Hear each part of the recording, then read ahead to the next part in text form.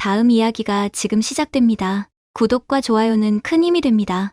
옛날 조선시대 경상도 옥정리라는 마을의 외곽에 한 과부가 새로이 자리를 잡았습니다. 동구박 산자락에 위치한 외딴 집에 둥지를 튼 그 과부는 마을에 발을 들인 그날부터 200여 가구나 되는 마을 사내들의 입방아에 한껏 올랐답니다. 동네 사람들은 그녀를 백과부라고 불렀지요. 백과부는 본디 이름을 강씨라 했으나 하얀 피부와 고운 얼굴빛으로 주변 사람들이 백씨라 불렀지요. 그 백씨가 어디서 왔는지, 어떤 사연을 안고 이 마을에 정착했는지는 아무도 알지 못했습니다. 다만 먼 고을에서 흘러들어왔다는 소문만이 파다했답니다. 이복에 그 백과부가 상서롭지 못하다는 소문이 돌더구먼. 지아비가 복상사를 했다는 소문이 있다지. 대체 누가 그런 소문을 퍼뜨렸다는 말이오? 여기저기 떠돌아다니며 물건을 파는 박물장수가 그리 말했다 하더군. 마을 느티나무 아래 장기판에 둘러앉은 노인들과 한량들이 수군거렸습니다. 장기판은 금세 시들해지고 온 동네의 열기는 과부에 관한 밑도 끝도 없는 뜬 소문으로 들끓었지요. 그 과부가 남편을 셋이나 잡아먹었다는 소문도 있더구만. 아니, 여주까지 가서 진사어른 하나를 꼬셔서 같이 살다가 진사어른이 갑자기 객사했다는 소문도 들었소. 마을 사람들은 주막에 모일 때마다 과부에 대한 이야기로 꽃을 피웠답니다. 그러나 정작 아무도 그 과부를 직접 마주한 사람은 없었지요. 다들 듣기로는 소문에 의하면이라는 말로 이야기를 시작할 뿐이었답니다. 가끔 집 바깥으로 나와 모습을 드러내는 30 초반의 과부는 도톰한 입술과 살짝 흘겨보는 눈매에 새끼가 흘러넘치는 여인이었답니다. 매듭끈으로 단단히 조인 허리는 잘록하고 두 쪽 방둥이는 탱탱하였으며 걸을 때마다 치마가 바람결에 나부끼면 남정네들의 눈길이 절로 따라갔지요. 저 과부의 몸매가 어찌 그리 빼어난지 아마도 삼남 지방을 다 뒤져봐도 저리 고운 자태는 찾아보기 힘들겠구려. 조선 팔도에서 이름난 미인들도 백과부의 자태에는 미치지 못할 정도로 그 아름다움은 천상의 선녀가 하강한 듯 했답니다. 그 고운 얼굴과 몸매로 남정네들의 마음을 사로잡았지만 백과부는 누구에게도 쉽게 마음을 열지 않았습니다. 얼마 지나지 않아 백과부는 얼굴이 살짝 얼근 곰보 부엌대기 처녀를 데리고 흙담에 초가지붕을 얹은 집에서 주막을 차렸답니다. 사실 이 부엌대기 처녀는 백과부의 먼 친척으로 천하의 고아였기에 백과부가 데려와 함께 살게 되었다고 합니다. 저 술독에 있는 술을 가져오너라. 네, 마님. 금방 가져오겠습니다. 이렇게 부엌대기 처녀를 부리며 술과 안주를 파는 주막을 운영하기 시작했지요. 주막에는 곧 손님들이 북적이기 시작했습니다. 낮에는 나이 지긋한 노인들이 막걸리 한 사발로 하루의 피로를 풀고 밤이면 젊은 한량들이 모여 흥청망청 놀았답니다. 동네 사내들이 삼삼오오 모여들어 호시탐탐 과부의 붉은 치마를 벗길 기회를 노렸지요. 그들 사이에서는 백과부의 정체를 놓고 온갖 추측이 난무했습니다. 저 과부가 원래는 기생이었다고 하더군. 서울 남대문 근처에서 이름을 날리다가 어떤 양반과 도망쳤다가 그 양반이 죽자 여기로 숨어들었다는 것이지. 무슨 소리? 내가 들은 바로는 평양 감사의 첩이었다고 하던데. 주막의 인기가 높아질수록 백과부에 대한 소문은 더욱 무성해졌답니다. 그러나 백과부는 누구에게도 자신의 과거에 대해 말하지 않았고 술값만 제대로 내면 누구에게나 공평하게 대했습니다. 한편 이 마을에는 홍진사라는 이가 살고 있었습니다. 그는 조상대대로 내려온 땅이 넓어 마을에서 손꼽히는 부자였지요. 35의 나이에 아직 장가도 들지 않은 홍진사는 날마다 백과부의 주막을 드나들며 그녀를 탐했답니다. 홍진사는 키가 훤칠하고 눈매가 날카로운 미남이었습니다. 어릴 적부터 총명하여 글 읽기를 좋아하고 과거 시험을 준비했으나 끝내 급제하지 못하고 향리에서 한량으로 지내고 있었지요. 문필이 뛰어나 마을의 크고 작은 일에 글을 지어주는 재주가 있었고 그 덕에 진사라는 호칭으로 불렸답니다. 저 홍진사는 원래 성격이 음흉하고 질투심이 많다오. 한 번은 이웃 마을 정동네 딸을 마음에 두었는데 그 처자가 다른 사람과 혼인하자 밤중에 그 집 담장을 넘어 불을 지르려다 들켰다는 소문도 있지. 마을 사람들은 홍진사에 대해 그리 좋게 말하지 않았지만 그의 재력 때문에 누구도 함부로 대놓고 비난하지 못했답니다. 어느 날 홍진사는 친구들과 함께 백과부의 주막에 들렀습니다. 닭볶음탕 안주에 탁배기 술 서너 대를 마시던 홍진사는 술자리가 무르익자 갑자기 큰 소리로 말했지요. 오늘 내 기분이 좋구나. 자, 이 술값으로 쌀 한 가마니 값을 내겠소. 말과 함께 홍진사는 주머니에서 동전 꾸러미를 꺼내 백과부의 손에 쥐어주었답니다. 주변에 있던 손님들은 모두 놀란 눈으로 바라보았지요. 어이구, 진사님. 이리 많은 돈을 어찌 받는답니까? 허허, 내가 기분이 좋아 그러는 것이니 별말 말고 받아두시게. 대신 오늘 밤 술이나 한 잔 더 하면 어떻겠는가? 백과부는 잠시 망설이는 듯 하더니 이내 미소를 지으며 고개를 끄덕였답니다. 그날 밤 주막의 손님들이 모두 돌아간 후 홍진사는 백과부의 방에 들어가 온 밤을 함께 보냈답니다. 허나 이상한 일이 벌어졌지요. 새벽녘에야 집으로 돌아가던 홍진사가 마을 어귀의 다리를 건너다 갑자기 다리에서 떨어져 다리에 부목을 대고 신음하며 누워야 했던 것입니다. 아이고, 아이고. 이 다리를 어쩌면 좋을꼬. 그 과분의 집을 안 갔더라면 이런 변을 당하지 않았을 텐데. 홍진사의 신음 소리에 마을 사람들이 모여들었고 이 소식은 금세 마을 전체에 퍼졌답니다. 백과부와 하룻밤을 보내고 다리를 다쳤다는 소문이 나자 사람들은 수군거리기 시작했지요. 과부의 집에 무슨 저주가 있는 게 아닐까? 그 여자의 남편들도 모두 그렇게 죽었다는 소문이 있었지. 그럼에도 불구하고 마을의 또 다른 부자인 곽초 씨는 백과부의 매력을 이기지 못하고 그녀의 방문을 두드렸답니다. 곽초 씨는 마을에서 소장농들에게 돈을 빌려주는 부호로 50이 넘은 나이에도 젊은 첩을 3명이나 두고 있던 호색한이었지요. 그는 원래 국노인의 아들로 태어났으나 어머니를 일찍 여의고 아버지의 손에서 자라 기생집과 술집을 드나들며 방탕한 생활을 했다고 합니다. 내 눈에 드는 여인이라면 하늘에 있는 선녀라도 끌어내리겠네. 이런 말을 입버릇처럼 하던 곽초 씨는 백과부의 아름다움에 반해 그녀를 차지하겠다는 일념으로 주막을 찾았던 것입니다. 두 번째로 과부의 속치마를 벗긴 사람은 이 곽초 씨였지요. 그런데 이게 웬일입니까? 곽초 씨가 과부와 정을 나누고 있을 때 곽초 씨네 외양간에 원인모를 부리나 외양간을 통째로 태워버리고 귀한 손은 놀라 달아나 버렸답니다. 이런 병고가 있나. 하필이면 내가 그 과부와 함께 있을 때 이런 일이 생기다니. 곽초 씨는 허둥지둥 옷을 챙겨 입고 자신의 집으로 달려갔습니다. 외양간은 이미 잿더미가 되어 있었고 그의 가족들은 놀라 어쩔 줄 몰라 했답니다. 도대체 어떻게 된 일인지 모르겠네. 불이 저절로 붙었다는 건가? 아닙니다. 나리. 어디선가 불을 지르는 사람의 그림자가 보였다고 합니다.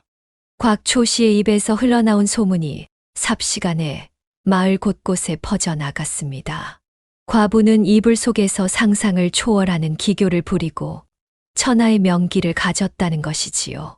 하지만 동시에 그녀와 밤을 보내면 재앙이 찾아온다는 불길한 소문도 함께 돌았답니다.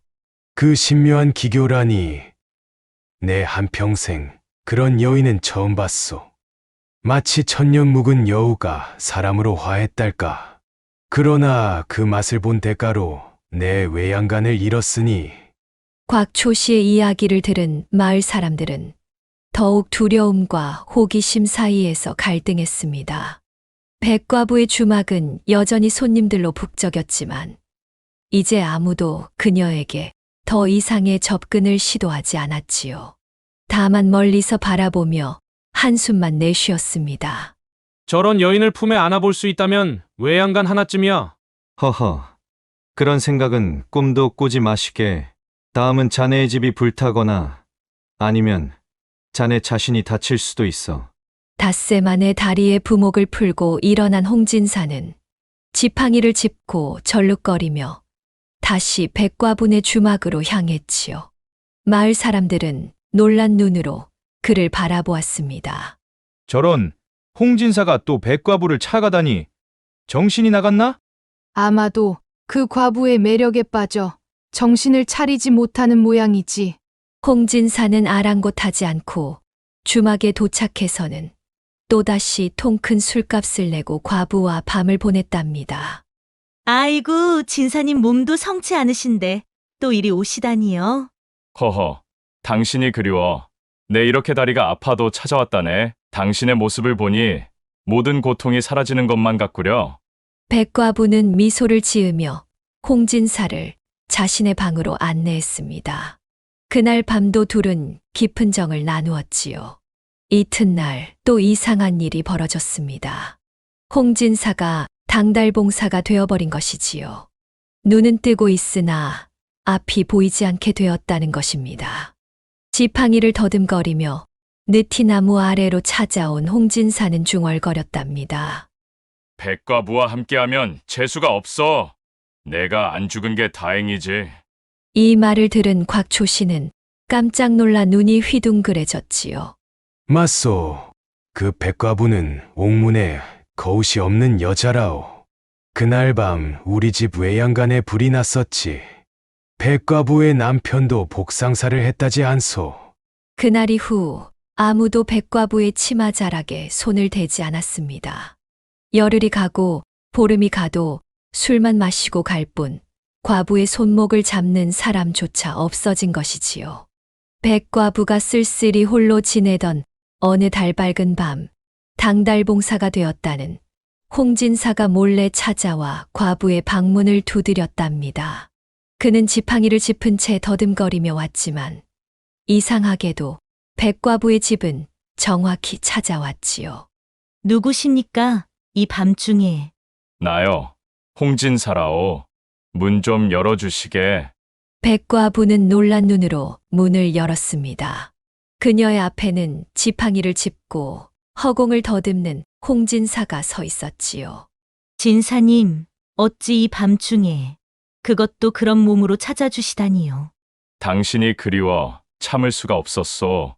다른 사람들은 당신을 두려워하지만 나는 그런 소문에 흔들리지 않소. 내 눈이 멀고 다리가 부러져도 당신을 포기할 수 없소. 홍진사의 말에 백과부는 감동했는지 그를 안으로 안내했습니다. 이제는 통 큰 술값은커녕 공짜로 술을 얻어 마시면서 백과부와 밤을 보냈지요. 이후로도 홍진사는 종종 밤중에 몰래 백과부를 찾아와 그녀의 외로움을 달래주었답니다. 진사님, 내 한 가지 궁금한 것이 있소. 눈이 멀어 앞이 보이지 않으신다면서 어찌 밤중에 이 집을 정확히 찾아오시는 거죠? 허허. 사랑의 힘이라오. 당신을 향한 내 마음이 길을 인도하는 것이지. 백과부는 의심스러운 눈길로 홍진사를 바라보았지만 그는 능숙하게 시선을 피하며 마치 정말 앞을 보지 못하는 사람처럼 행동했답니다. 홍진사의 연기는 너무나 완벽했기에 백과부는 그의 말을 믿을 수밖에 없었지요. 세월이 흘러 반년쯤 지났을 때 마을의 노인 한 명이 주막에서 술을 마시다가 우연히 홍진사가 멀쩡히 걸어가는 모습을 목격했습니다. 그런데 이상한 일이 벌어진 것이지요. 홍진사는 자신이 당달봉사가 되었다고 주장했지만 노인이 보기에는 멀쩡히 앞을 보고 있는 것 같았답니다. 이상하구먼. 저 홍진사가 눈이 멀었다고 하는데 내가 보기엔 글쎄. 노인은 조심스럽게 홍진사를 지켜보았습니다. 홍진사는 사람들이 많은 곳에서는 지팡이를 짚고 허공을 더듬었지만 잠시 혼자 있을 때는 멀쩡히 주변을 살폈던 것이지요. 이런 사기꾼 같으니 사람들을 속이고 있었구나. 노인은 화가 나서 즉시 마을 사람들에게 이 사실을 알리려 했습니다. 하지만 홍진사는 그런 노인의 의도를 눈치챘는지 재빨리 그를 한적한 곳으로 불러내었지요. 노인장, 잠시 말씀 좀 나눕시다. 네, 이놈. 사람들을 속이고 있었구나. 당장 모두에게 알리겠다. 노인장, 그러지 마시고 이걸 받으시지요. 홍진사는 주머니에서 동전 꾸러미를 꺼내 노인의 손에 쥐어 주었습니다. 노인은 잠시 갈등하는 듯 했으나 결국 그 무게에 마음이 기울어졌지요. 그래. 내가 늙어 눈이 어두워 착각했나 보구먼. 나는 이제 아무것도 모른다네. 이렇게 홍진사의 계략은 완벽하게 이어졌습니다. 그는 마을 사람들 앞에서는 여전히 당달봉사 행세를 하며 지팡이를 짚고 다녔지만 밤중에는 백과부를 찾아가 그녀의 마음을 사로잡았답니다. 마을 사람들은 여전히 백과부를 두려워하며 그녀의 주막에 가도 해질 무렵이면 서둘러 집으로 돌아갔지요. 그러나 백과부의 주막은 여전히 잘 되었고 그녀는 홍진사와의 관계로 더 이상 외롭지 않게 되었습니다. 당신은 참 용기 있는 사람이에요. 다른 사람들은 모두 나를 무서워하는데 사랑은 그 어떤 두려움보다 강한 법이지요. 당신을 처음 본 순간부터 내 마음은 당신의 것이었소. 백과부는 홍진사의 달콤한 말에 완전히 넘어가 그를 진심으로 사랑하게 되었답니다. 그녀는 자신이 불행을 가져온다는 소문 때문에 다른 남자들이 자신을 피하는 것이 마음 아팠지만 적어도 홍진사만큼은 자신을 진심으로 아껴준다고 생각했지요. 한편 홍진사는 자신의 계략이 성공적으로 이루어지자 더욱 대담해졌습니다.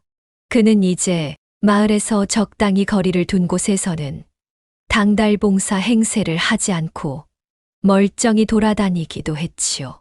하지만 그가 백과부 주변에 있을 때나 주막 근처에서는 여전히 완벽한 연기를 이어갔답니다. 세월이 흘러 몇 년이 지났습니다.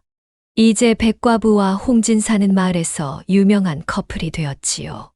백과부가 주막을 운영하는 동안 홍진사는 그녀의 집에 머물며 비밀스러운 동거 생활을 했답니다. 마을 사람들은 여전히 백과부를 두려워했고 그녀가 홍진사를 불행하게 만들 것이라고 수군거렸지만 두 사람은 아랑곳하지 않았지요. 진사님, 사람들이 저를 두려워하는 것이 안타깝습니다. 제가 정말 불행을 가져온다고 생각하시나요? 허허, 그런 말은 모두 헛소문이요. 나는 당신과 함께한 이후로 더없이 행복하오. 비록 눈은 멀었지만 마음의 눈으로 당신의 아름다움을 볼 수 있으니 그것만으로도 충분하오. 백과부는 홍진사의 말에 위로를 얻었고 그의 진심 어린 사랑을 의심하지 않았습니다. 그녀는 자신이 주변 사람들에게 불행을 가져온다는 소문이 모두 우연의 일치일 뿐이라 스스로를 위로했지요. 어느 날 백과부는 주막을 정리하고 홍진사와 함께 다른 마을로 떠나고 싶다는 생각을 했습니다. 그녀는 이 마을에서의 안 좋은 소문을 뒤로하고 새로운 시작을 하고 싶었던 것이지요. 진사님, 우리 다른 곳으로 가서 새 삶을 시작하면 어떨까요? 이곳에서는 모두가 저를 두려워하니. 홍진사는 순간 당황했지만 곧 평정을 되찾았습니다. 아직은 때가 아니오. 내 상태가 이러하니 멀리 가기 어렵소. 그리고 당신의 주막이 잘 되고 있지 않소? 조금만 더 참으시오. 홍진사는 이 마을을 떠날 생각이 없었습니다. 이곳에서 그는 백과부를 독차지하는 동시에 다른 사람들의 존경도 받을 수 있었으니까요. 그가 당달봉사 행세를 하며 불편을 감수하는 용감한 남자로 알려졌기 때문이지요. 그래요. 진사님 말씀이 맞아요. 조금 더 기다려 볼게요. 백과부는 실망했지만 홍진사의 말에 순순히 따랐습니다. 그녀는 그를 너무 사랑한 나머지 자신의 소망보다 그의 의견을 더 중요시했답니다. 세월이 더 흘러 홍진사와 백과부는 점점 나이가 들었지요. 홍진사는 이제 그렇게 철저하게 연기하지 않아도 되었습니다. 사람들은 그가 당달봉사라는 사실을 당연하게 받아들였고, 이 마을에서는 누구도 그의 비밀을 의심하지 않았으니까요. 허허, 홍진사와 백과부가 함께 살기 시작한 지도 벌써 10년이 넘었구먼. 정말 용감한 사람이야. 그러게 말일세. 그 과부의 저주를 견디다니. 홍진사는 정말 대단한 사람이지. 마을 사람들은 여전히 백과부를 두려워했지만 홍진사를 존경했답니다. 그의 희생이 대단하다고 여겼지요. 그러나 정작 당사자인 홍진사는 백과부의 미모와 재산을 독차지하며 안락한 삶을 살고 있었답니다. 오늘도 사람들이 날 불쌍히 여기고 있구만. 허허, 내가 누구보다 행복한 삶을 살고 있다는 걸 그 누가 알겠는가? 홍진사는 혼자 있을 때면 이렇게 중얼거리며 자신의 교활함에 뿌듯해했습니다. 그는 평생 백과부를 속이며 그녀의 재산과 사랑을 누리는 것에 조금의 죄책감도 느끼지 않았지요. 백과부는 끝내 홍진사의 진실을 알지 못한 채 그를 진심으로 사랑하며 살았습니다. 그녀는 자신이 불행을 가져온다는 소문 속에서도 홍진사만큼은 진심으로 자신을 아껴준다고 믿으며 위안을 얻었지요. 진사님, 당신만이 내 진정한 편이에요. 모두가 나를 두려워해도 당신만은 내 곁에 있어 주었어요. 당연하지요. 내가 당신을 얼마나 사랑하는데. 홍진사는 이렇게 말하면서도 속으로는 교활한 웃음을 지었습니다. 그는 자신만의 편안한 삶을 위해 한 여인의 인생을 속임수로 가득 채웠지만 그 누구도 그의 진실을 알지 못했답니다. 이렇게 한 여인의 순수한 마음을 평생 속이고 마을 사람들마저 기만한 홍진사의 이야기를 통해 우리는 무엇을 배울 수 있을까요? 비록 이 이야기에서는 홍진사가 자신의 교활함으로 원하는 것을 얻었지만 실제 세상에서는 진실은 항상 밝혀지는 법이랍니다. 그러니 우리 모두 정직하고 바른 마음으로 살아가는 것이 옳지 않을까요? 다음 이야기가 지금 시작됩니다. 구독과 좋아요는 큰 힘이 됩니다. 옛날 조선시대 태평성대한 시절 강원도 어느 깊은 산골짜기에 은풍천이라는 내가 흐르고 있었습니다. 이 내는 넓지는 않았지만 물살이 세고 깊어 건너기에는 만만치 않았지요. 내 건너편엔 관아와 장터가 있어 마을 사람들은 늘 내를 건너야만 했답니다. 마을 사람들은 외나무 다리를 놓아 내를 건너곤 했는데 서너 해 전 큰 장마가 들어 그만 외나무 다리가 홍수에 휩쓸려 떠내려가 버렸습니다. 다리가 떠내려간 뒤에도 마을 사람들은 장터를 가고 관아의 보리를 보아야 했으니 참으로 난감한 상황이었지요. 이 다리가 없어져 가장 곤란해야 할 사람은 바로 은풍천가에 사는 억쇠였습니다. 은풍천 바로 옆에 살던 억쇠는 노모를 모시고 산비탈 화전반 농사를 짓는 20살 총각이었답니다. 억쇠는 어릴 때 아버지를 여의고 홀어머니와 단둘이 살았는데 체격은 웬만한 장정보다 훨씬 더 컸지요. 어린 나이에 가장 노릇을 하다 보니 일찍 철이 들어 동네에서는 믿음직한 청년으로 소문이 자자했답니다. 억쇠는 어릴 적부터 남달랐습니다. 10살 때부터 혼자서 장작을 패고 12살엔 혼자 화전을 일구며 15엔 이미 성인 장정의 체격을 갖추었지요. 대쪽 같은 성격의 정직함이 몸에 밴 청년이었으나 가난한 살림에 늘 허리띠를 졸라매야 했습니다. 아이고 불쌍한 내 새끼. 너 같은 사내가 이런 산골에 묻혀 살다니. 내가 복이 없어.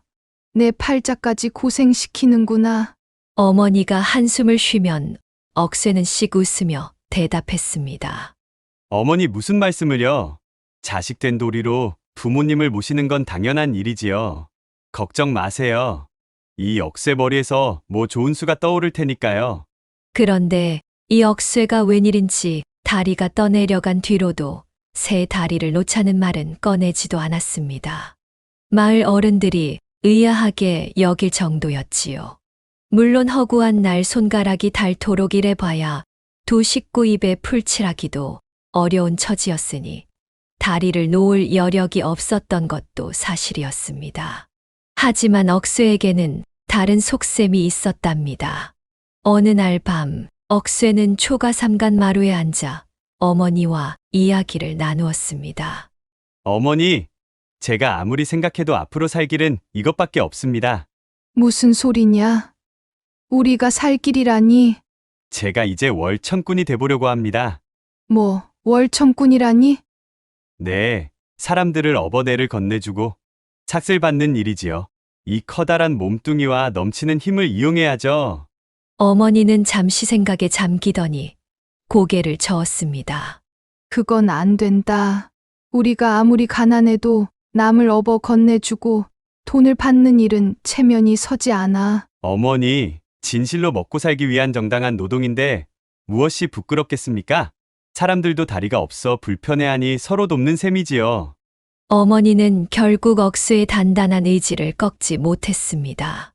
그렇게 억새는 마을 최초의 월천꾼이 되었답니다. 억새는 매일 아침이면 은풍천 냇가로 출근을 하였지요. 커다란 솥뚜껑 같은 등에 사람들을 업고 냇물을 건너니 고마운 마음에 사람들은 기꺼이 엽전 한 입씩을 내었답니다. 시간이 지날수록 억새의 월천꾼 소문이 퍼져 멀리서도 사람들이 찾아왔답니다. 돈벌이가 제법 쏠쏠하여 어머니 약값도 마련하고 쌀도 넉넉히 살 수 있게 되었지요. 억새야, 내 덕에 장에 가서 물건 팔기가 한결 수월해졌다. 정말 고맙구나. 아이고, 억새 도령, 우리 영감이 아파 약을 지으러 가야 했는데 자네가 아니었으면 큰일 날 뻔했어. 내 이 은혜를 어찌 갚아야 하겠는가. 마을 사람들의 칭찬에 억새는 쑥스러워하면서도 내심 뿌듯했습니다. 허나 억새가 이 일을 하며 느끼는 더 큰 재미는 다른 데 있었답니다. 특히 젊은 아낙네들이나 처녀들을 업을 때면 억새의 얼굴에는 미묘한 미소가 흘렀지요. 억새 도령, 이번에도 부탁해요. 봄철 약초를 캐러 산에 가는 처녀들이 손을 흔들며 불렀습니다. 암요, 기다리고 있었습니다. 차례차례 업어드리지요. 억새는 한 명씩 업으며 처녀들의 부드러운 살결과 향긋한 채취를 맡았습니다. 물론 월천꾼의 도리를 지키며 예의 바르게 행동했지만 남자의 본능까지 숨길 수는 없었지요. 처녀들도 억새의 단단한 등과 굵은 팔뚝을 느끼며 살짝 가슴이 설레는 것을 숨기지 못했답니다. 그렇게 억새의 월천꾼 생활은 꽤 순탄하게 흘러갔습니다. 그러나 모든 일이 그러하듯 억새의 인생에도 큰 전환점이 찾아왔지요. 그것은 바로 대갓집 마님과의 만남이었답니다. 어느 늦봄 날이었습니다. 40쯤 되어 보이는 대갓집 마님이 젊은 몸종을 데리고 은풍천 냇가에 다다랐습니다. 마님은 비단 치마 저고리에 값비싼 놀이개까지 찼으니 아주 부잣집 양반임이 분명했지요. 동네에서 몇십 리 떨어진 고을 원님의 부인으로 친정에 다녀가는 길이라고 했습니다. 억새는 이 고급스러운 마님을 보자 일부러 냇가에 앉아 하늘의 뜬 구름만 보며 못 본 척 하였답니다. 사실 억새는 양반집 마님들을 업을 때면 늘 까다로운 주문과 잔소리를 들어야 했기에 그리 내키지 않았던 것이지요. 이복의 월천꾼, 거기 있는가? 몸종이 먼저 나서서 억수에게 말을 걸었습니다. 억수에는 시큰둥하게 대답했습니다. 그렇소만 오늘은 쉬는 날이오. 그러자 마님이 직접 나서서 목소리를 가다듬더니 억수에게 말을 건넸지요. 자네가 월천꾼인가? 억수에는 힐끔 쳐다보며 능글맞게 대답하였답니다. 그렇습니다만 그러면 그런 것이지. 끝에 많은 왜 붙이는 겐가? 마님이 의아해하며 물었지요. 마님은 월천을 시킬 수 없습니다. 억수의 목맨 소리에 마님의 눈썹이 살짝 찌푸려졌답니다. 어떤 연유로 내가 건널 수 없다는 겐가? 마님이 약간 녹이 띈 소리로 물었습니다. 양반집 마님들은 가마 탄 듯이 소인의 두 손을 아무 데도 잡지 못하게 합니다.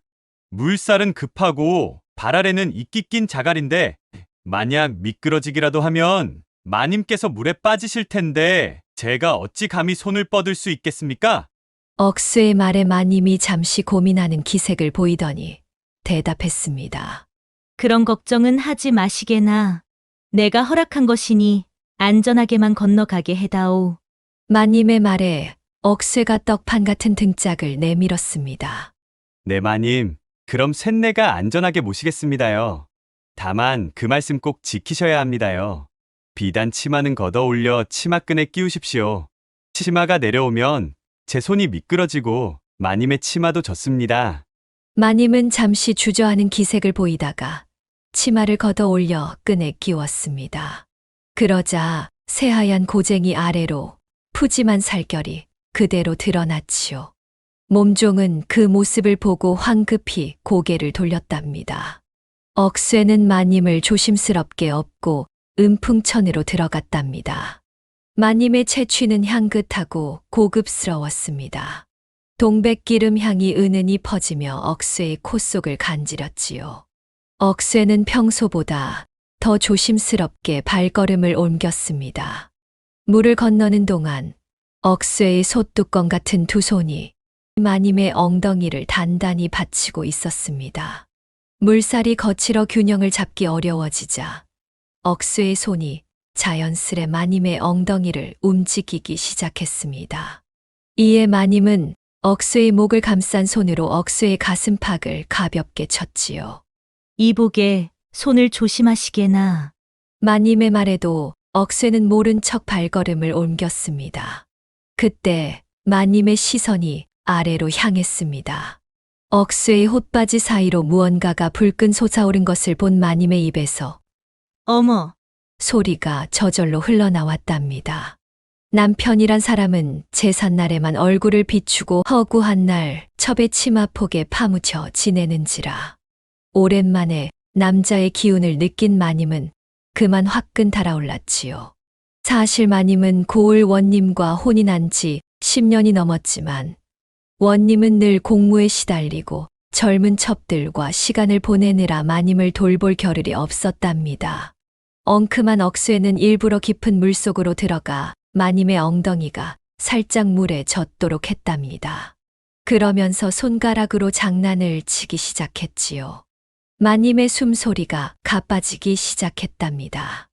이복에 그러지 말게. 마님의 말과는 달리 몸은 솔직했습니다. 억쇠의 손길에 몸을 맡긴 채 가볍게 몸을 떨었지요. 억쇠는 마님의 반응을 느끼고 더욱 대담해졌습니다. 은풍천을 건너자 억쇠는 마님을 업은 채 옆에 있는 숲속으로 들어갔습니다. 늦봄의 숲은 푸른 잎으로 가득했고 새들의 지저귀만이 들려왔습니다. 억쇠는 마님을 조심스레 내려놓았지만 그의 손은 여전히 마님의 허리를 감싸고 있었지요. 이복의 젊은이, 감히 양반집 마님을 이렇게. 마님의 말이 채 끝나기도 전에 억쇠의 입술이 마님의 입을 막아버렸습니다. 처음에는 놀라 저항하던 마님도 점차 억쇠의 뜨거운 열정에 무너져 내렸지요. 이복의 월천꾼 도령. 이건 안 되는 일이야. 마님의 말과는 달리 이미 그녀의 손은 억쇠의 등을 감싸 안고 있었습니다. 그렇게 두 사람 사이에 봄바람처럼 달콤한 운우지정이 펼쳐졌지요. 억쇠는 비록 나이는 어렸지만 건장한 체격과 타고난 본능으로 마님을 만족시켰답니다. 아이고, 이를 어쩐다. 평생 느껴보지 못한 기쁨이구나. 마님은 달아오른 얼굴로 중얼거렸습니다. 억쇠는 씩 웃으며 마님의 볼을 쓰다듬었지요. 한참 후 온매무새를 바로잡은 마님은 주변을 살피더니 조용히 말했습니다. 내 이름은 윤씨라고 하네. 원님 댁 마님이지. 자네 같은 장정을 만난 건 정말 오랜만이구려. 윤씨 마님은 잠시 생각에 잠기더니 결심한 듯 말을 이었습니다. 나는 이 길로 고갯마루에서 기다릴 테니 행랑아범의 마누라인 나의 몸종에게도 자네의 솜씨를 보이도록 하게. 그 아이도 남편과 떨어진 지 오래라. 외로울 터이니. 마님에게 엽전을 듬뿍 받은 억쇠는 다시 은풍천을 건너 이번에는 몸종을 업었습니다. 몸종은 20살 남짓한 젊은 여인으로 복스러운 얼굴에 통통한 몸매가 매력적이었지요. 이복의 월천꾼 도령, 마님이 무슨 말씀을 하셨는가? 몸종이 조심스레 물었습니다. 억쇠는 장난스럽게 웃으며 대답했습니다. 아무 말씀도 없으셨소. 다만 월천꾼으로서 안전하게 잘 건너달라고만 하셨소. 내를 건너며 분위기를 달궈놓고 숲속에 이르자 억쇠는 몸종을 살포시 내려놓았지요. 그러나 몸종은 마님과 달리 경계심이 많았습니다. 억쇠가 자신에게 다가오자 몸종은 놀라 소리쳤습니다. 마님, 살려주세요. 그러나 억쇠는 여유롭게 대답했습니다. 자네를 기쁘게 해주라는 마님의 분부가 있었네. 네, 마님께서요? 그렇다네. 마님께서 자네가 외로울 거라 염려하셨다오. 몸종은 억쇠의 말을 믿지 않았지만 그의 강인한 팔에 이끌려 어느덧 숲속 깊은 곳에 누워 있었습니다. 처음에는 반항하던 몸종도 점차 억쇠의 능숙한 손길에 넋을 잃고 말았지요. 아이고, 이게 무슨 일이람. 몸종은 자신도 모르게 억쇠의 품에 안겨 달콤한 시간을 보냈답니다. 그녀도 사실은 남편과 오랫동안 떨어져 지내 외로움에 지쳐 있었지요. 또 한 차례의 운우가 지나가고 온매무새를 고친 몸종은 고갯마루로 올라가 마님과 만났답니다. 두 사람은 서로 눈빛만 교환할 뿐 은풍천에서 있었던 일에 대해서는 한마디도 나누지 않았지요. 그날 이후로 윤씨 마님은 종종 친정에 다녀간다는 핑계로 은풍천을 찾아왔습니다. 물론 그때마다 몸종도 함께였지요. 그들이 오는 날이면 억쇠는 다른 일은 제쳐두고 오직 그들만을 위한 월천꾼이 되었답니다. 소문은 빠르게 퍼졌습니다. 인근 마을의 양반집 아낙네들도 하나둘 은풍천을 찾기 시작했지요. 그들은 모두 억쇠의 특별한 서비스를 원했답니다. 억쇠는 그야말로 몸값이 천금이 되었지요. 억쇠야, 요즘 집안 형편이 나아진 것 같구나. 옷도 좋은 비단 옷으로 차려입고 내 약값도 일이 넉넉하니 월천꾼 일이 그리 잘 되는 것이냐? 어머니의 질문에 억쇠는 쑥스럽게 웃으며 대답했습니다. 네, 어머니. 사람들이 많이 찾아주셔서 그렇습니다. 특히 양반집 마님들이 후하게 사례를 하시니 말이지요. 어머니는 의아한 표정이었지만 더 이상 캐묻지 않았습니다. 아들이 정직하게 번 돈이라면 그걸로 좋겠지요. 세월이 흘러 억쇠의 나이 22이 되던 해였습니다. 이제 억쇠는 마을에서 제법 재산을 모은 총각으로 소문이 자자했지요. 여러 중매쟁이들이 찾아와 좋은 처자를 소개해 주겠다고 했지만 억쇠는 늘 웃으며 거절했답니다. 그러던 어느 날 마을에 큰 소식이 전해졌습니다. 관아에서 은풍천에 새 다리를 놓기로 결정했다는 것이지요. 마을 사람들은 모두 기뻐했지만 억쇠만은 걱정스러운 얼굴이었답니다. 이제 어쩌지? 새 다리가 생기면 월천꾼은 필요 없게 될 텐데. 억쇠의 걱정을 아는지 모르는지 관아에서는 빠르게 다리 공사를 시작했습니다. 한 달 후면 튼튼한 새 다리가 완성될 예정이었지요. 바로 그때 윤씨 마님이 억새를 찾아왔습니다. 이번에는 몸종 없이 홀로였지요. 억새야, 걱정 말거라. 내가 좋은 소식을 가져왔다. 마님, 무슨 소식이시옵니까? 우리 영감께서 다른 고을로 가시게 되었단다. 그곳에 가면 새로운 집과 하인들이 필요하지. 특히 믿을 만한 행수머슴이 필요하다는구나. 억새는 즉시 마님의 의도를 알아차렸습니다. 그런데 마님, 제가 무슨 상관인지요? 너를 데려가고 싶다는 말이야. 물론 내 어머니도 함께. 우리 집 행수머슴으로 지내면 좋은 방에서 편히 지낼 수 있을 게다. 내 어머니도 우리 집 백비서로 모시고. 억새의 눈이 커졌습니다. 이것은 생각지도 못한 제안이었지요. 하지만 마님, 제가 행수머슴이라니요. 그러면 앞으로 마님과는 윤씨 마님이 은밀하게 웃으며 말했습니다. 걱정 말거라. 너는 낮에는 행수머슴, 밤에는 내 특별한 하인이 되면 되지. 억새는 잠시 고민했습니다. 어머니를 더 잘 모실 수 있는 기회였고 마을에 새 다리가 생기면 월천꾼 일도 없어질 터였습니다. 무엇보다 윤씨 마님과 함께할 수 있다는 유혹이 컸지요. 어머니께 여쭤보고 결정하겠습니다, 마님. 윤씨 마님은 만족스럽게 웃으며 고개를 끄덕였습니다. 그날 밤 억새는 어머니께 이 제안에 대해 말씀드렸습니다. 물론 마님과의 특별한 관계는 빼고 말이지요. 어머니, 윤씨 마님께서 저희를 데려가고 싶다 하십니다. 제게는 행수머슴 자리를, 어머니께는 백비서 자리를 주신다고요. 어떻게 생각하시나요? 어머니는 잠시 생각에 잠기더니 대답했습니다. 내가 원한다면 따르마. 하지만 이 음풍천가에서 살던 우리 삶도 나쁘지 않았는데. 어머니, 새로운 곳에서 어머니를 더 잘 모실 수 있을 것 같습니다. 거기서는 약재도 쉽게 구할 수 있을 테고요. 결국 억새와 어머니는 윤씨 마님을 따라가기로 결정했답니다. 음풍천가의 작은 초가는 마을 사람들에게 팔고 그들은 새로운 삶을 시작하게 되었지요. 며칠 후 원님 일행이 떠나는 날이 되었습니다. 억새와 어머니는 소박한 짐을 꾸려 행렬에 합류했습니다. 윤씨 마님은 가마 안에서 살짝 억새를 향해 미소 지었지요. 음풍천의 새 다리가 완성된 바로 그날, 억새는 마을을 떠났습니다. 다리 위에서 마지막으로 내려다본 음풍천은 여전히 세차게 흐르고 있었지요. 마을 사람들은 억새가 갑자기 떠난 이유를 알지 못했습니다. 다만 그들 중 몇몇 양반집 마님들만이 비밀스러운 한숨을 내쉬었답니다. 음풍천의 월천꾼 이야기는 오랫동안 마을의 비밀스러운 전설로 남게 되었지요. 그 후로 원님 댁에서의 억새의 생활이 어땠는지, 윤씨 마님과의 관계가 어떻게 되었는지는 아무도 모릅니다. 다만 소문에 의하면 그 고을의 원님 댁 행수머슴은 비범한 능력으로 마님의 두터운 신임을 받았다고 하지요. 그리고 원님이 출타할 때면 행수머슴은 밤늦게까지 마님의 심부름을 도맡아 했다고 합니다.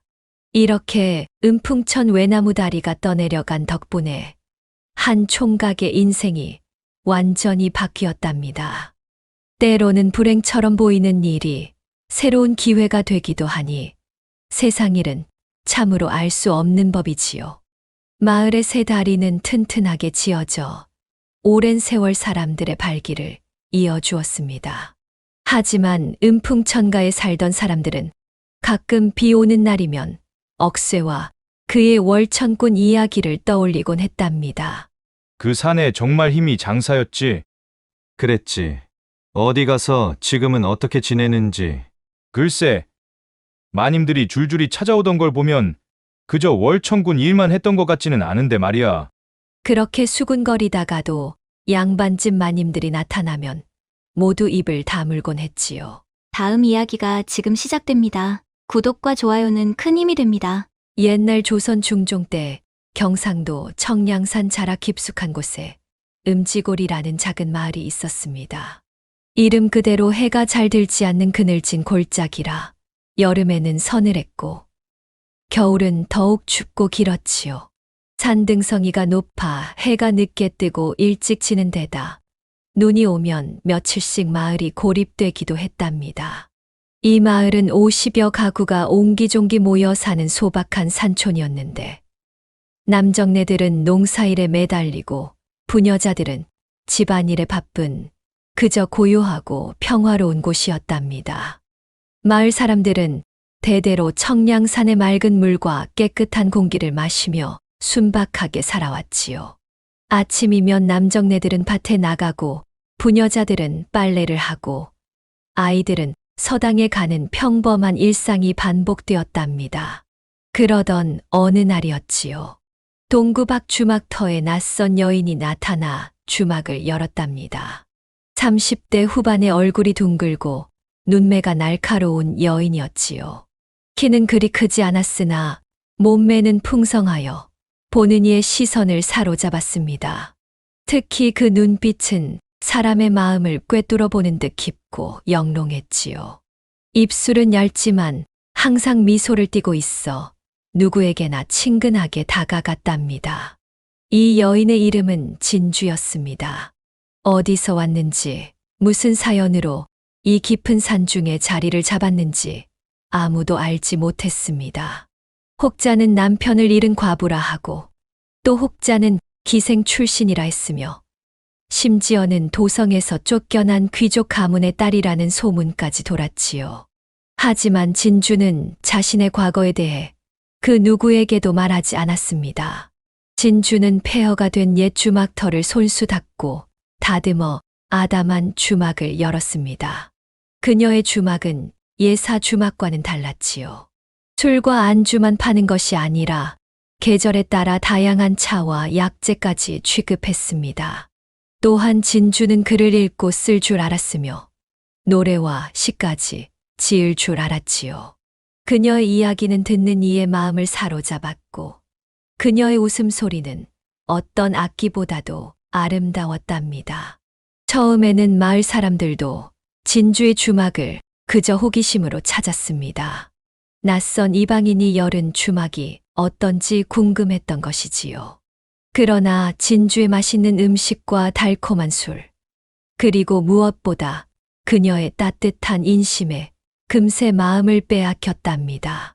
어서 오셔요, 영감님. 오늘은 특별히 제가 직접 담근 복분자주가 있습니다. 한잔 하시겠습니까? 아이고, 주모. 허리가 아파서 일을 못할 지경이라오. 그럼 제가 특별히 준비한 쑥향찜질을 해드리지요. 이것만 하면 허리 통증이 싹 사라진답니다. 진주는 단순히 술을 파는데 그치지 않고 찾아오는 이들의 고민과 아픔을 들어주고 위로해 주었습니다. 그렇게 그녀의 주막은 음지골 남정네들의 쉼터가 되었지요. 하지만 주막이 생기고 난 뒤부터 마을에 이상한 변화가 생기기 시작했습니다. 마을의 남정네들이 하나둘 주막을 찾더니 점점 드나드는 횟수가 잦아졌습니다.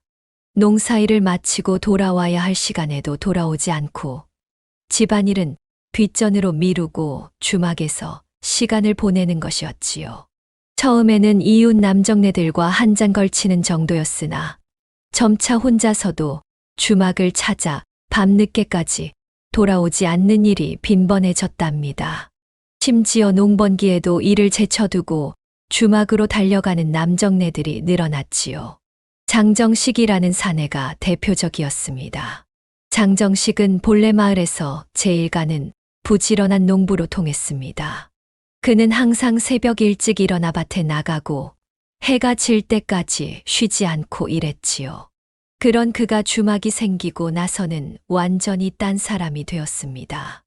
오후만 되면 괭이를 내던지고 주막으로 달려갔고 새벽녘에야 술에 취해 비틀거리며 집으로 돌아왔지요.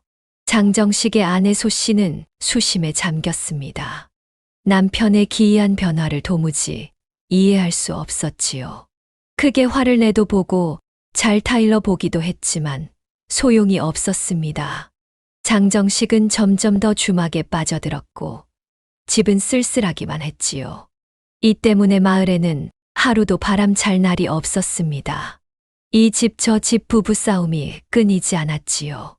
아이들은 아버지 얼굴 보기가 하늘의 별 따기였고, 부녀자들은 농사일에 집안일까지 도맡아 하느라 허리가 휘어질 지경이었답니다. 음지골에서 가장 넓은 논을 가지고 있던 김성배라는 사람은 주막에서 진주와 어울리느라 농사일을 소홀히 했습니다. 논의 물도 제때 되지 않고 김도 매지 않아 벼가 시들어가는데도 아랑곳하지 않았지요. 그러다 보니 그해 가을 김성배 내는 수확량이 절반으로 줄어들었고 겨울을 나기 위해 빚을 지게 되었습니다. 이 모든 게 다 저 주막 때문이라니까. 우리 집 양반은 예전엔 하루라도 논에 안 나가면 안절부절 못했는데 지금은 농번기에도 주막에서 시간을 보내고 있단 말이야. 김성배의 아내 정씨는 평소 온순한 성격이었으나 이 일로 인해 얼굴이 새카맣게 변하고 목소리가 날카로워졌습니다. 마을 우물가에서 빨래를 하면서도 연신 한숨을 내쉬었지요.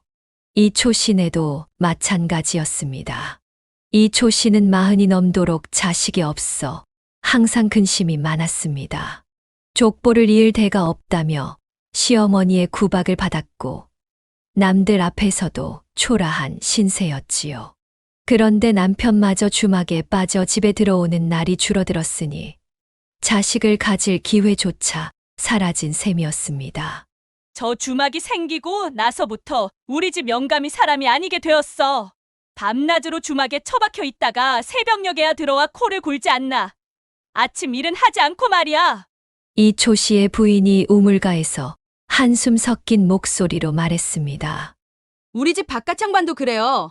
요새는 돈도 자꾸 없어지고 어디서 빚까지 지고 온단 말이에요. 박가 마누라도 같은 처지였습니다. 박가 마누라의 남편은 주막에서 도박에 빠져 집의 살림살이를 팔아 넘기기 시작했습니다.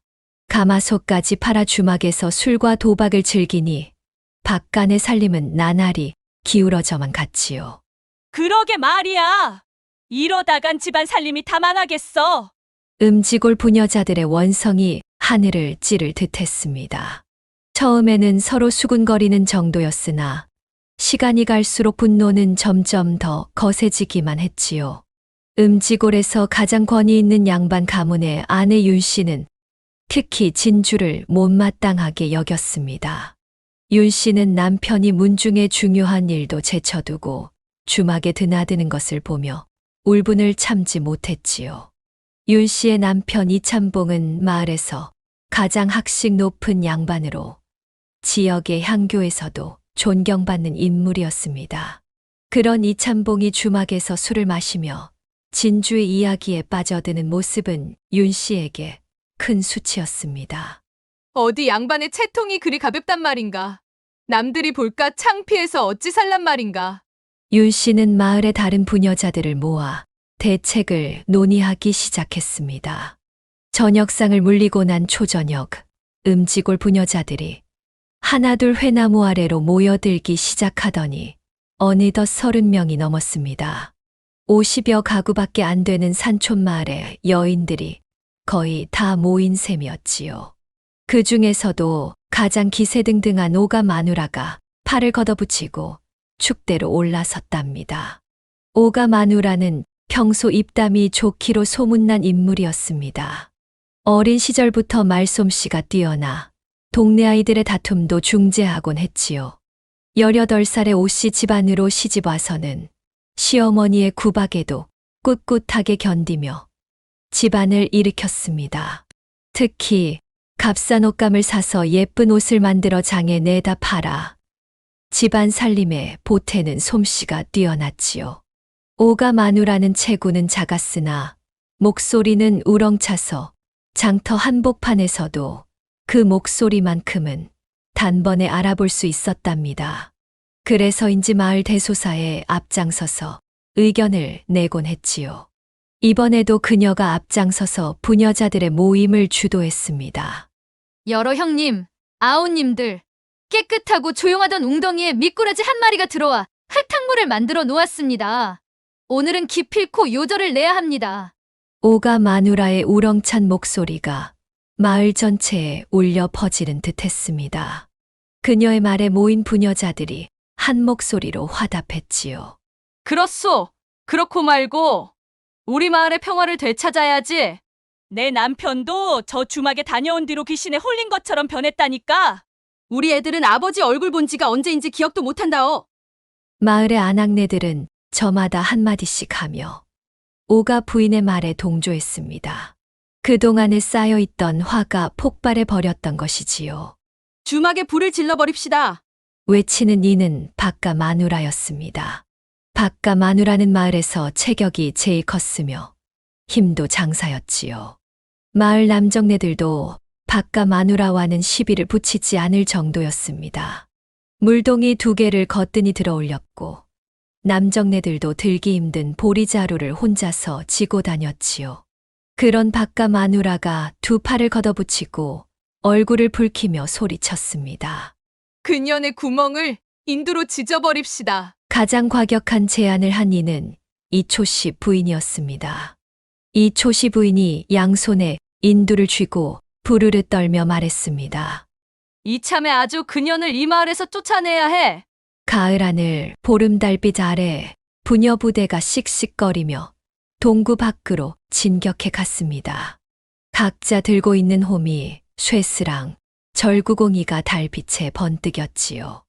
마치 전쟁터로 출정하는 군사들처럼 기세등등했습니다. 그렇게 주막 안으로 들이닥쳤답니다. 어디 있느냐, 요망한 계집애. 나오너라. 우리 남편들을 홀린 요물. 내 죗값을 치르러 왔다. 심상치 않은 분위기를 알아차린 동네 남정네들이 일찌감치 주모에게 몸을 피하라고 일러주었건만 당찬 주모는 불을 밝히고 팔짱을 낀 채 주막 마루에 꼿꼿이 앉아 있었습니다. 그 모습은 마치 정면으로 폭풍을 맞이하려는 바위와도 같았지요. 주모 진주는 이미 이 상황을 예상했던 듯 했습니다. 평소와 같은 화려한 비단 옷을 입고 머리도 정갈하게 빗어 올린 채 주막 마루에 단정히 앉아 있었지요. 그녀의 표정은 평온했고 입가에는 옅은 미소까지 띠고 있었습니다. 덩치 큰 박가 마누라가 삿대질을 하며 대가릴성을 내질렀습니다. 내 인연, 내 죄를 내가 알렸다. 주모에게 달려들려는 그 순간 뜻밖의 일이 벌어졌습니다. 깔깔깔. 뜻밖에도 밤하늘이 찢어져라 카루슴을 웃는 주모 앞에서 음지골 온 동네 여자들이 말 한마디 못하고 어안이 벙벙해졌습니다. 주모의 웃음소리는 그 어떤 칼보다도 날카로웠지요. 그러고는 주모의 앙칼진 말이 쏟아졌답니다. 내가 너희들보다 젊기를 하냐? 얼굴이 너희들보다 예쁘냐? 몸매가 너희보다 잘 빠졌냐? 그런데도 너희 신랑들은 왜 나하고 하룻밤 못 자서 안달을 하는지 알아? 문제는 너희들한테 있어. 진주의 목소리는 우렁찼습니다. 마치 호령하는 장군과도 같았지요. 그녀의 눈빛은 더욱 날카로워져 마치 칼날처럼 부녀자들의 마음속을 파고들었습니다. 뜻밖의 말에 부녀자들은 할 말을 잃었습니다. 오히려 주모가 호통을 쳐도 찬물을 끼얹은 듯 대꾸 한마디 없었지요. 아이들 잠들기를 기다려. 남편이 더듬더듬 여편네 곁으로 가면 여편네는 벌써 잠이 들어 입을 해벌리고 코까지 골고 있지. 물론 새벽같이 일어나 밥 챙기랴, 아이 챙기랴 농사일까지 하느라.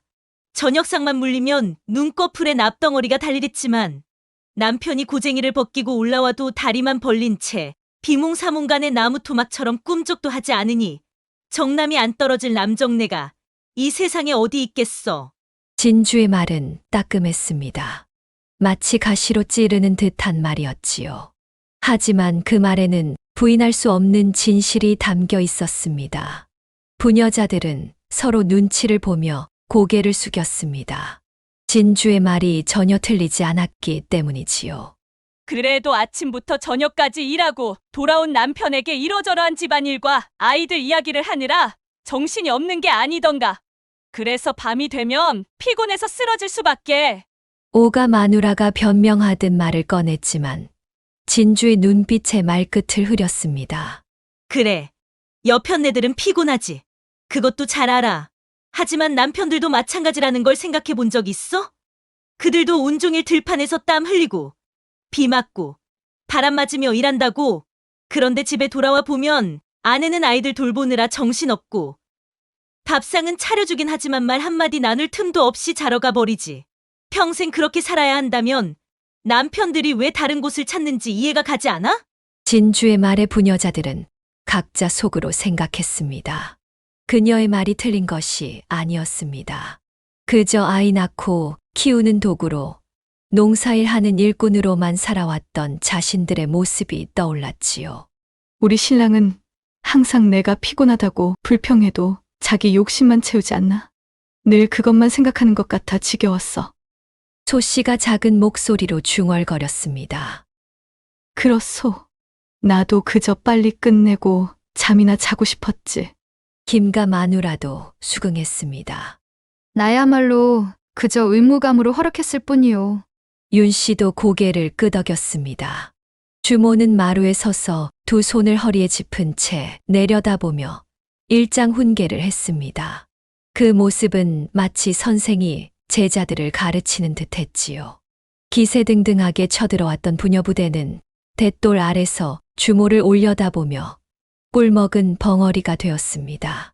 찍소리 못하고 부녀부대는 돌아갔습니다. 여보게들, 이 주모의 말이 사실 맞지 않아? 오가 마누라가 반성하는 목소리로 말했습니다. 그러게 말이야. 나도 언제부턴가 남편에게 등을 돌리고 잠만 자려고 했으니. 소 씨도 동의했습니다. 아이고, 이제 보니 우리가 남편들을 주막으로 내몬 셈이구나.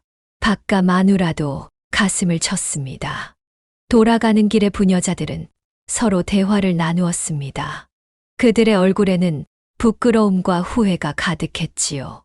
주모의 말이 가슴에 콕 박혔기 때문입니다. 그런데 어쩌면 좋을까? 우리가 이렇게 많은 일을 하면서 어떻게 밤에도 정성을 다할 수 있을까? 이초 씨 부인이 걱정스럽게 물었습니다. 그러게 말이야. 나도 하루 종일 일하고 나면 진이 다 빠져서 남편 상대할 기운이 없어. 소 씨가 한숨을 내쉬었습니다. 우린 그저 방법을 모르는 것 아닐까? 주모가 특별한 비법이라도 알고 있나 봐. 오가 마누라가 문득 떠오른 생각을 말했습니다. 그럼 우리도 주모에게 가르침을 청해보면 어떨까? 싸우러 가는 대신 배우러 가는 거지. 부녀자들은 서로 눈을 마주 보았습니다. 처음에는 쑥스러워하는 기색이 역력했지만 곧 모두가 고개를 끄덕였지요. 그거 좋은 생각이구려. 우리 영감도 저 주모가 뭐가 그리 좋다는지 한번 알아봐야겠어. 맞아. 나도 가봐야겠소. 나도 궁금했지. 저 여인의 비법이 무엇인지.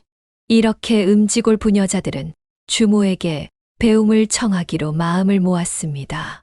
그리고 각자 집으로 돌아가 생각에 잠겼지요.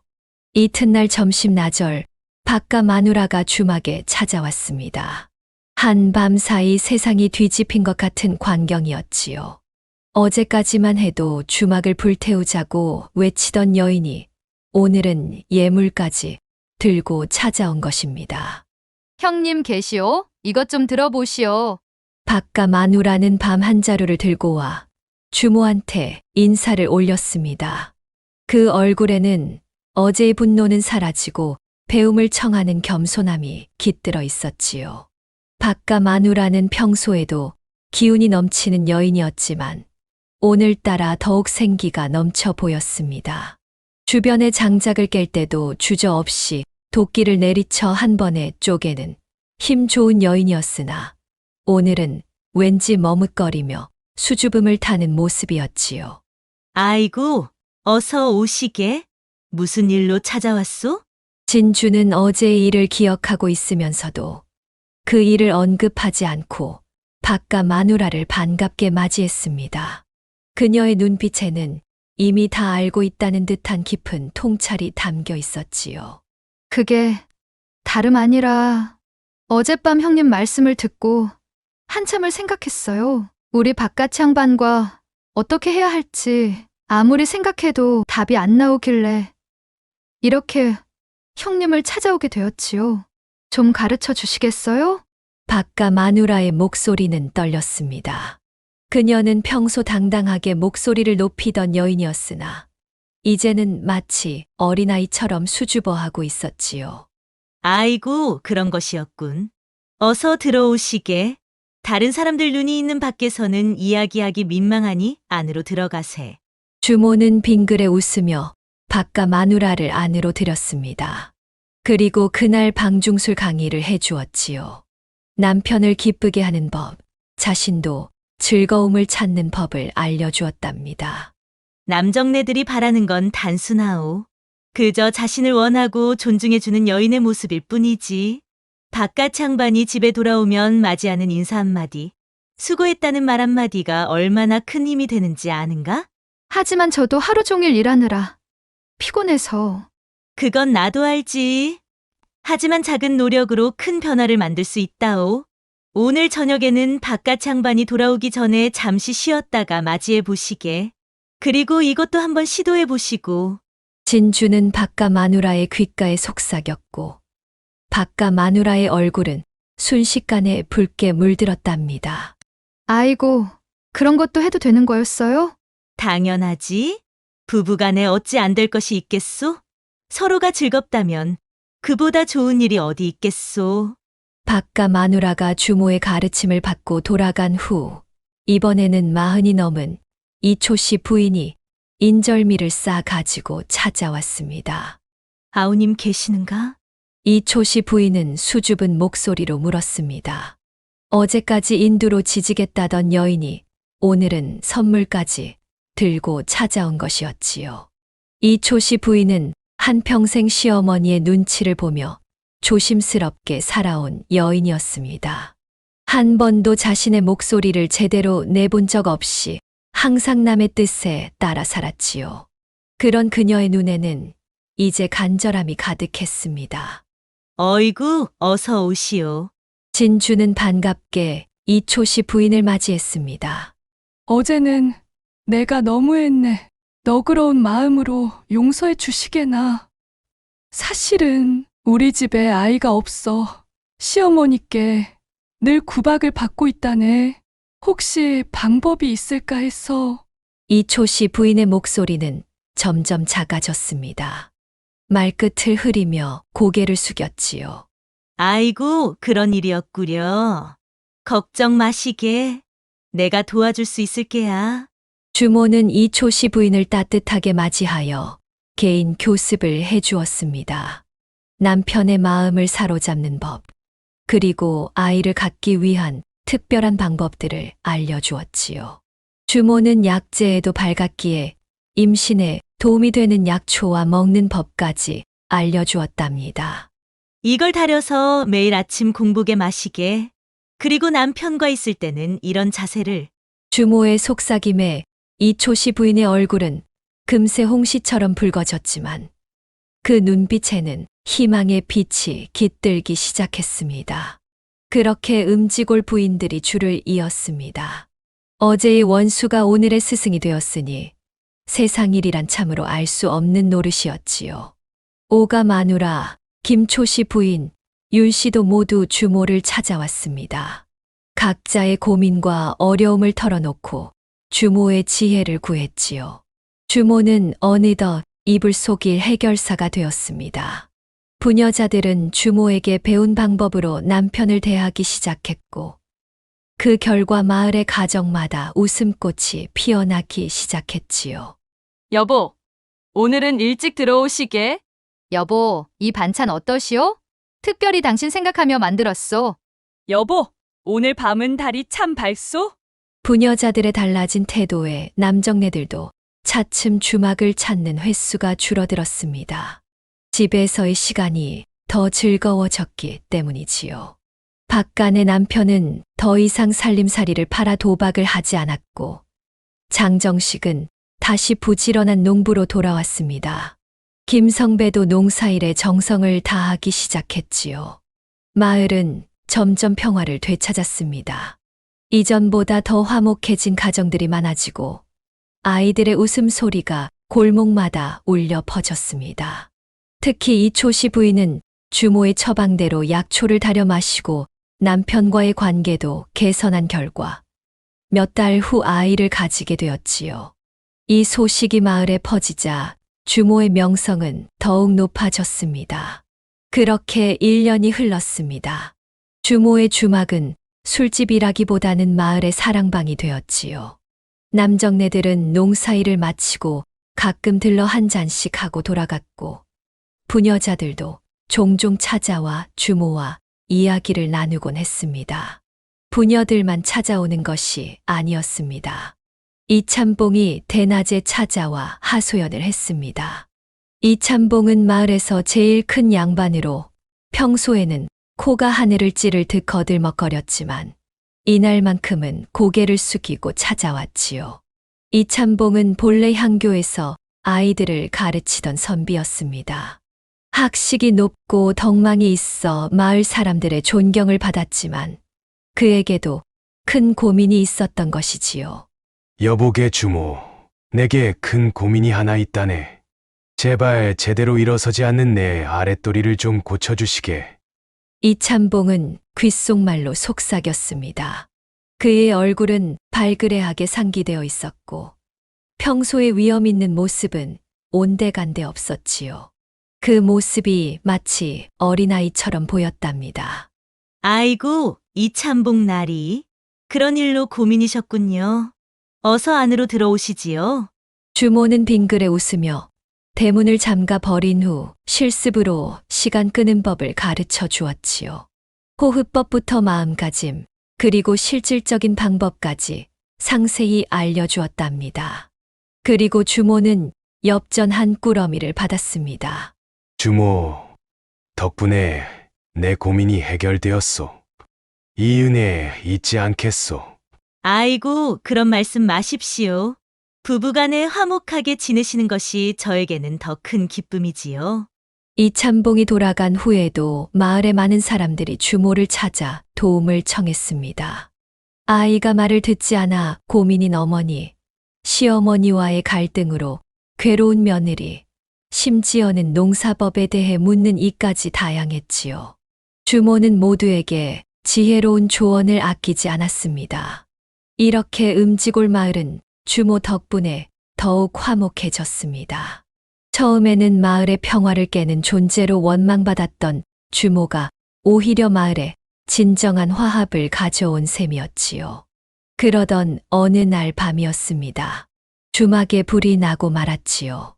주모가 잠시 자리를 비운 사이 불똥이 술독에 튀어 순식간에 불길이 치솟았답니다.